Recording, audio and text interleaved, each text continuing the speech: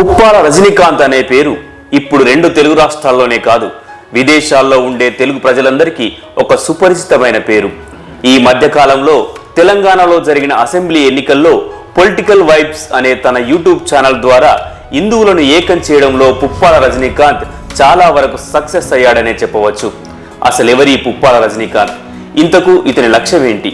పుప్పాల సమ్మయ్య, క్రీస్తుశేషులు పుప్పాల సత్య దంపతులకు 1979వ సంవత్సరం నవంబర్ 2వ తేదీన జయశంకర్ భూపాలపల్లి జిల్లా గణపురం మండల కేంద్రంలో జన్మించిన పుప్పాల రజనీకాంత్ కాకతీయ యూనివర్సిటీలో మాస్టర్ ఆఫ్ కంప్యూటర్ సైన్స్ పూర్తి చేశాడు.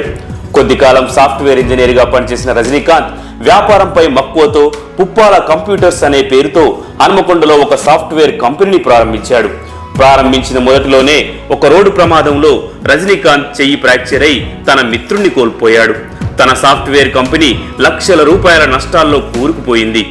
డిగ్రీ చదువుకునే రోజుల్లో అఖిల భారతీయ విద్యార్థి పరిషత్లో పనిచేసిన రజనీకాంత్కు ప్రజాసేవ చేయడంపై దృష్టి పడింది. కానీ ప్రజాసేవ చేయడానికి అప్పట్లో రజనీకాంత్కు పరిస్థితులు అనుకూలించలేదు. తన 23వ ఏటన వివాహం చేసుకున్న రజనీకాంత్కు మళ్లీ వ్యాపారంపై దృష్టి పడింది. పుప్పాల కంప్యూటర్స్ పేరు మీదనే వ్యాపారం చేయుటకు నిర్ణయించుకునగా చాలా మంది పెద్దలు ఆ పేరు నీకు కలిసి రాలేదని, ఆ పేరు మీద గతంలో వ్యాపారం ప్రారంభించగానే నీకు ప్రమాదం జరిగిందని హెచ్చరించారు. చిన్నప్పటి నుండి మొండి పట్టుదల గల రజనీకాంత్ ఇవేవీ వినలేదు. మళ్ళీ పుప్పాల కంప్యూటర్స్ పేరు మీదనే 2003వ సంవత్సరంలో సేల్స్ వ్యాపారం ప్రారంభించి వరంగల్ కంప్యూటర్ రంగంలో చాలా మార్పులు తీసుకొచ్చాడు. తనకున్న వాక్చాతుర్యం, టెక్నాలజీతో అతి తక్కువ సమయంలోనే పుప్పాల కంప్యూటర్స్ ను ఒక టాప్ లెవెల్ కి తీసుకెళ్లాడు. చాలా మందికి ఉద్యోగాలు కల్పించడమే కాకుండా వ్యాపార అవకాశాలు కూడా కల్పించాడు రజనీకాంత్. అప్పటి నుండి రజనీకాంత్ ను ప్రజలు పుప్పాల అని పిలవడం ప్రారంభించారు. పుప్పాలకు మిత్రులంటే ప్రాణం. మొదటి నుండి కూడా మిత్రులతోనే ఎక్కువగా గడిపేవాడు. వ్యాపారం చేసే సమయంలో కొంతమంది సేల్స్ ట్యాక్స్ అధికారులు వ్యాపారస్తులను బెదిరించి లంచాలు తీసుకోవడం పుప్పాలను కలిచివేసింది. అప్పుడే కంప్యూటర్ వ్యాపారస్తుల సంక్షేమం కోసం ఒక అసోసియేషన్ ఏర్పాటు చేశాడు. తెలంగాణ ఉద్యమ సమయంలో ఎన్నో ర్యాలీలు, నిరసన కార్యక్రమాలు, బందులు వర్తక సంఘంతో కలిసి చేసిన రజనీకాంత్ వర్తకుల తరపున కీలక పాత్ర వహించాడు. ఎన్నోసార్లు లాఠీ దెబ్బలు తిన్నాడు. ఎలాంటి గుర్తింపు రాలేదు. అయినప్పటికీ నిరాశ చెందలేదు రజనీకాంత్.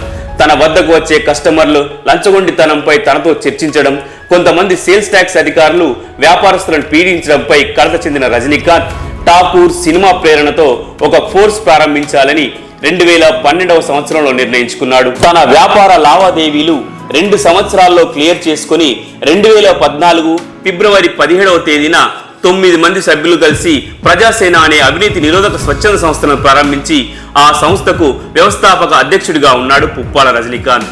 కంప్యూటర్లు అమ్ముకునేవాడు లంచగొండలపై ఉద్యమిస్తాడా అని కొంతమంది రజనీకాంత్ను ఎగతాళి చేశారు. అయినా రజనీకాంత్ నిరాశ చెందలేదు. తనకున్న టెక్నాలజీకి పదును పెట్టి సంస్థ ప్రారంభించిన మొదట్లోనే 2 అసిస్టెంట్ కమర్షియల్ ట్యాక్స్ అధికారులను, ఒక రికార్డ్ అసిస్టెంట్ ను రజనీకాంత్ సంస్థ ఉపాధ్యక్షులు గురిజాల మహేందర్ రెడ్డిలు ఏసీబీకి పట్టించారు. అప్పట్లో ఈ ఆపరేషన్ తెలుగు రాష్ట్రాల్లోనే ఒక సంచలనం. అంతటితో ఆగకుండా లంచం అడిగినందుకు గాను గ్రేటర్ వరంగల్ మున్సిపల్ కార్పొరేషన్ లో టౌన్ ప్లానింగ్ సూపర్వైజర్ గా పనిచేసే ఉద్యోగిని ఏసీబీకి పట్టించాడు రజనీకాంత్. అప్పటి నుండి ఉమ్మడి వరంగల్ జిల్లాలో ప్రజలకు ప్రజాసేన సంస్థపై నమ్మకం పెరిగింది. ప్రతి ప్రభుత్వ ప్రైవేట్ శాఖలలో వేల సంఖ్యలో తన సేనను తయారు చేసుకున్నాడు రజనీకాంత్. పుప్పాలకు బాధ్యత మరింత పెరిగింది. ప్రభుత్వ డాక్టర్లు తమ విధి నిర్వహణ సమయంలో ప్రైవేట్ వైద్యం చేయడంపై ప్రజాసేన బృందం స్టింగ్ ఆపరేషన్ చేసి 10ల సంఖ్యలో ప్రభుత్వ డాక్టర్లపై శాఖాపరమైన చర్యలు తీసుకునేలా చేసింది. హైదరాబాద్ డైరెక్టర్ ఆఫ్ హెల్త్ లో అడిషనల్ డైరెక్టర్, మరొక 2 ఉద్యోగులు లంచం అడిగినందుకు గాను ఏసీబీకి పట్టించాడు Rajinikanth. Greater Warangal municipal corporation లో లంచాలకు మరిగిన building inspector, revenue inspector, bill collector, చైర్మన్లను రజనీకాంత్ ఆధ్వర్యంలో ప్రజాసేన టీం స్టింగ్ ఆపరేషన్ నిర్వహించి వారిని సస్పెండ్ చేయించింది. అవినీతి అక్రమాలపై ఉద్యమిస్తున్న రజనీకాంత్ను ఎంతో మంది టార్గెట్ చేశారు. అయినప్పటికీ అదరలేదు, బెదరలేదు. ఒకానొక సమయంలో చావు ఒకేసారి రావాలి, భయపడుతూ రోజు చావకూడదని రజనీకాంత్ చెప్పిన మాట ఎంతో మందిని ఆలోచింపచేసింది. గృహ నిర్మాణ కార్మికులను టార్గెట్ చేసుకొని ఉదయం 5 గంటలకే తెరుస్తున్న దాదాపు 20 బార్లపై బెల్ట్ షాపులపై కేసులు వేయించింది ప్రజాసేన. వరంగల్లో అత్యధిక ఫీజులు వసూలు చేస్తున్న ప్రైవేట్ స్కూళ్లపై స్టింగ్ ఆపరేషన్ చేసి కోట్ల రూపాయల పెనాల్టీలు వేయించింది ప్రజాసేన. ఉద్యోగాలు పెట్టిస్తానని లక్షలు వసూలు చేసేవారిని రజనీకాంత్ వదిలిపెట్టలేదు. రెవెన్యూ శాఖలో లంచాలను తినే జలగలను వదలలేదు. అవినీతికి పాల్పడిన సబ్ రిజిస్ట్రార్లను వదలలేదు. కంప్యూటర్లో అమ్ముకునేవాడు అవినీతిపై ఉద్యమిస్తాడా అని ఎగతాళి చేసిన వారికి రజనీకాంత్ అంటే ఏమిటో, ప్రజాసేన టీం అంటే ఏమిటో రుచి చూపించాడు. వరంగల్లో భూ కబ్జాలపై అమాయక పేద ప్రజల నుండి ఎన్నో ఫిర్యాదులు రావడంతో ప్రజాసేన న్యాయ సలహాదారులలో ఒక కమిటీ వేసి చట్టపరంగా న్యాయపరంగా కబ్జాదారుల నుండి వందల మంది బాధితులకు న్యాయం జరిగేలా చేశాడు రజనీకాంత్. రజనీకాంత్కు న్యాయస్థానాలపై అపారమైన గౌరవం, విశ్వాసం, నమ్మకం. ప్రతి సమస్యలను చట్టపరంగా న్యాయపరంగా పరిష్కారం చేయించడమే రజనీకాంత్ సక్సెస్ మంత్ర. నీటిపారుదల శాఖ బదిలీల్లో అవినీతికి పాల్పడిన అధికారులను నిలదీసి బాధిత ఉద్యోగులకు న్యాయం జరిగేలా చేశాడు రజనీకాంత్. ఒకవైపు అవినీతిపై ఉద్యమిస్తూనే మరొక వైపు నిజాయితీగా నీతిగా పనిచేసే అధికారులకు అండగా ఉన్నాడు రజనీకాంత్. వరంగల్ జిల్లాలో సంభవించిన వరదల్లో నిద్ర ఆహారాలు లేకుండా ముందుండి సహాయక చర్యల్లో పాల్గొంది ప్రజాసేన. డిమార్ట్, వాల్మార్ట్, జోయల్కాస్, రిలయన్స్ మొదలగు కార్పొరేట్ సంస్థలు తెలంగాణలో ఏర్పాటు చేయడం వల్ల తెలంగాణ వ్యాపారస్తులు, పనిచేసేవారు రోడ్డుపై పడడంపై స్పందించిన ప్రజాసేన తెలంగాణ వ్యాపారస్తుల సంక్షేమం కోసం అనేక ఉద్యమాలు చేసింది. యువత ఉద్యోగాల కోసం పక్క రాష్ట్రాలకు పోవడంపై కలత చెందిన రజనీకాంత్ అన్ని అర్హతలున్న వరంగల్ను తెలంగాణకు రెండో రాజధానిగా చేయాలనే అంశాన్ని తెరపైకి తీసుకువచ్చి వందల సంఖ్యలో సంఘాల మద్దతు కూడగట్టాడు. ఇక మొదటి వేవ్ కరోనా లాక్డౌన్లో వేల మంది ఆటో డ్రైవర్లకు, గ్రేటర్ వరంగల్ ప్రజలకు నిత్యావసర సరుకులు పంపిణీ చేసి వారికి దగ్గరయ్యాడు రజనీకాంత్.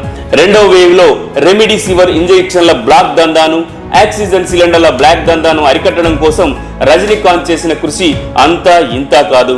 వరంగల్ ఎంజీఎంలో కరోనా పేషెంట్లను చూడడానికి భయపడే రోజుల్లో కోవిడ్ వార్డులను సందర్శించి బాధితులను పరామర్శించి వారి సమస్యలను ప్రభుత్వానికి తెలియజేసి వారికి అండగా నిలిచాడు రజనీకాంత్. గ్రేటర్ వరంగల్లో చెత్త పన్ను పెంచినందుకు గాను మహోద్యమం చేసి సక్సెస్ అయ్యాడు రజనీకాంత్. చెత్త సేకరిస్తున్న స్వచ్ఛ భారత్ ఆటో డ్రైవర్లకు అండగా నిలిచి వారికి గౌరవ వేతనం వచ్చేలా చేశాడు రజనీకాంత్. కరోనా జాగ్రత్తలపై గ్రేటర్ వరంగల్ ప్రజలకు అవగాహన కల్పించడంలో రజనీకాంత్ పాత్ర మరవలేనిది. ఇక ప్రజలకు మరింత సేవ చేయడం కోసం నరేంద్ర మోడీపై ఉన్న అభిమానంతో అవినీతిపై ఉద్యమించుటకు 2022 జూన్ 2వ తేదీన అప్పటి బీజేపీ రాష్ట్ర అధ్యక్షులు బండి సంజయ్ గారి సమక్షంలో భారతీయ జనతా పార్టీలో చేరాడు రజనీకాంత్. పార్టీని మరింత బలోపేతం చేయడం కోసం వందల మంది బీజేపీలో చేర్పించాడు రజనీకాంత్. ప్రస్తుతం హన్మకొండ జిల్లా ఉపాధ్యక్షులుగా ఉన్న రజనీకాంత్ ఇటీవల తెలంగాణలో జరిగిన అసెంబ్లీ ఎన్నికల్లో హిందుత్వవాదాన్ని, బీజేపీ అవసరాన్ని తన పొలిటికల్ వైబ్స్ యూట్యూబ్ ఛానల్ ద్వారా లక్షల మంది ప్రజల్లోకి తీసుకెళ్లాడు రజనీకాంత్. హిందువులను ఏకం చేయడం కోసం, తెలుగు రాష్ట్రాల్లో బీజేపీని అధికారంలో రావడం కోసం రజనీకాంత్ చేసే ప్రయత్నం సఫలం కావాలని కోరుకుందాం.